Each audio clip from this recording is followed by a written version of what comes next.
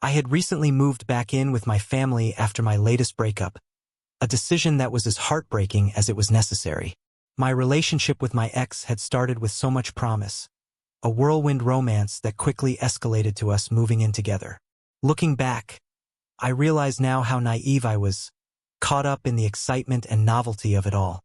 We had found a charming apartment in Boston, a city that thrived on its vibrant energy and endless opportunities, and for a while, it felt like we were building something solid. But the cracks in our relationship became glaringly obvious as we started sharing a space. Living together had a way of stripping away all pretenses, exposing the sides of each other we hadn't seen before. It wasn't long before disagreements turned into arguments, and small quirks became unbearable flaws. It was exhausting, emotionally draining, and by the end, it was clear we were better apart. The breakup itself wasn't just emotionally taxing. It was logistically challenging. We had a shared lease, and untangling our lives felt like tearing a piece of fabric in half. Eventually, I decided to let go of the apartment entirely and retreat to my parents' house in western Massachusetts. It was a move I made with a heavy heart, leaving behind the city I loved so much. Boston had been my home for years, a place that resonated with my love for fast-paced living, convenience, and cultural vibrancy. Returning to my parents' quiet, rural town felt like stepping into an entirely different world, one that was slower, quieter, and, to me, suffocatingly dull. Don't get me wrong, I love my parents. They've always been supportive, welcoming me back with open arms and giving me the space I needed to process everything. But their town, with its endless stretches of trees and lack of nightlife, felt like a place time forgot. There wasn't much to do besides running errands or taking long walks on trails that all started to look the same after a while. I kept reminding myself this was temporary, just a stepping stone while I figured out my next move. The thought of saving up for my own apartment again was the light at the end of the tunnel that kept me going. To keep myself busy and bring in some income, I went back to work at the urgent care facility where I'd worked years ago. The staff welcomed me back warmly, many of them surprised but happy to see a familiar face. I made it clear from the start that this was just a temporary arrangement. While the job was stable and the coworkers kind, the hours were grueling. Most of my shifts were overnight, a schedule that turned my days and nights upside down. There's something about working through the night that feels isolating, like you're disconnected from the rest of the world. The quiet of the small town, coupled with the solitude of those long shifts, gave me too much time to think, to reflect on what I'd lost and how far I felt from where I wanted to be. One morning, after finishing yet another uneventful overnight shift, I decided to treat myself to breakfast on the way home. It was just past 4 a.m., and there was a bagel shop nearby that had recently opened for the day. They offered more than just bagels, so I grabbed a chicken sandwich and a salad, planning to enjoy them at home. On my way back, I noticed my gas tank was nearly empty and decided to stop at the Shell station. It was one of the few places open that early, and as I pulled into the nearly deserted parking lot, I couldn't help but feel a twinge of unease. I got out of the car, paid for my gas inside, and returned to the pump to fill up my tank. As I stood there, the stillness of the early morning was almost eerie, the kind of silence that amplifies every small sound. That's when I noticed a blue sedan pulling into the lot. A man stepped out and started fueling his car a few pumps away from mine. First, I didn't think much of it, but then he began walking toward me. He was smiling in a way that felt unnatural, like he was trying too hard to seem friendly. "Want to see a funny trick?" he asked. His question caught me completely off guard.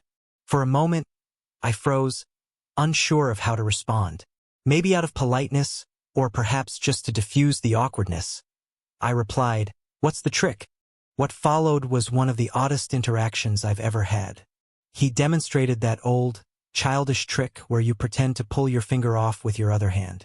I forced a laugh, hoping it would be enough to end the exchange, but he kept going. His insistence and the peculiar smile on his face made my discomfort grow by the second. The gas pump clicked, signaling my tank was full, and I quickly replaced the nozzle, eager to leave. I hurried inside to grab my change, and when I came back out, the man was gone. His car was still there, the pump still running, but he was nowhere in sight. A wave of unease washed over me as I got into my car, locking the doors and double-checking the back seat before driving off. My hands were gripping the steering wheel tighter than usual as I made my way home. When I pulled into my parents' driveway, the house was as quiet and still as I'd left it. I unlocked the door, carefully replacing the spare key in its usual hiding spot, and stepped inside. Locking the door behind me, I made my way to the kitchen, eager to eat my breakfast and finally unwind. But just as I sat down and unwrapped my sandwich, I heard the sound of the front door unlocking. My heart dropped into my stomach. "Mom? Dad?" I called out, my voice shaky. No one answered. Adrenaline surged through me as I stood frozen in place, listening to the silence. I forced myself to move, creeping toward the foyer. No one was there, but the door was ajar. Panic set in. I rushed upstairs to my parents' room, shaking them awake. "Someone just came into the house," I whispered, my voice trembling. My dad immediately sprang into action, grabbing a heavy flashlight from his bedside table, and headed downstairs. My mom and I followed close behind, both of us clutching our phones, ready to call 911. When my dad checked the spot where we kept the spare key, it was gone. My mom's voice was a mix of fear and frustration as she chastised me for being careless. But there wasn't time for a full argument.